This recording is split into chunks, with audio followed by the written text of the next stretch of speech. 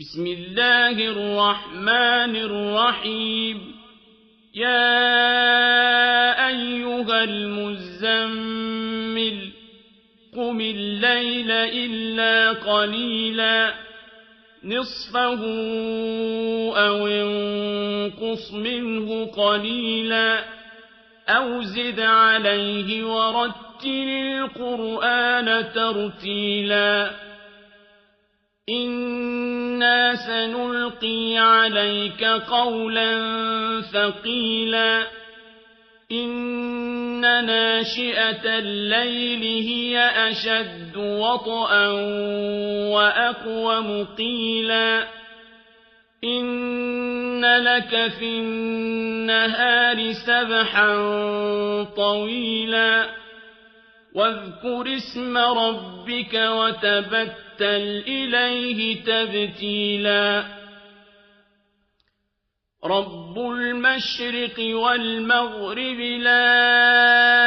إله إلا هو فاتخذه وكيلا واصبر على ما يقولون واهجرهم هجرا جميلا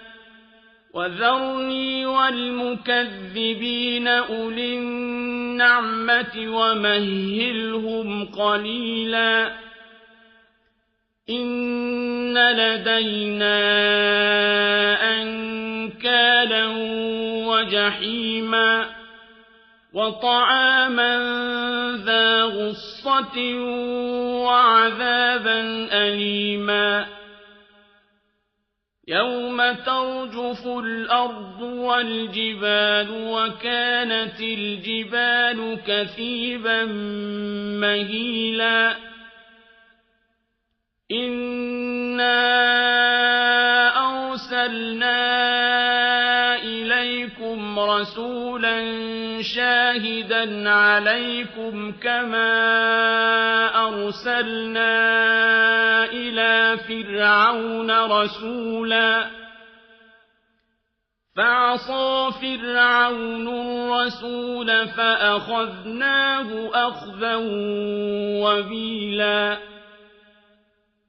فكيف تتقون إن كفرتم يوما يجعل الولدان شيبا السماء منفطر به كان وعده مفعولا إن هذه تذكرة فمن شاء اتخذ إلى ربه سبيلا إن ربك يعلم أنك تقوم أدنى من ثلثي الليل ونصفه وثلثه وطائفة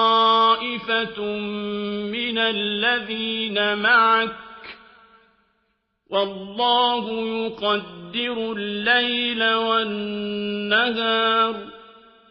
علم أن لن تحصوه فتاب عليكم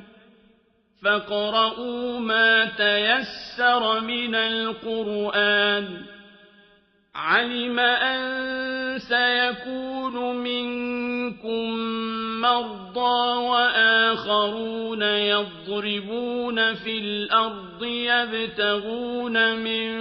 فضل الله وآخرون يقاتلون في سبيل الله فاقرؤوا ما تيسر منه وأقيموا الصلاة وآتوا الزكاة وأقرضوا الله قرضا حسنا وما تقدموا لأنفسكم من خير تجدوه عند الله هو خيرا وأعظم أجرا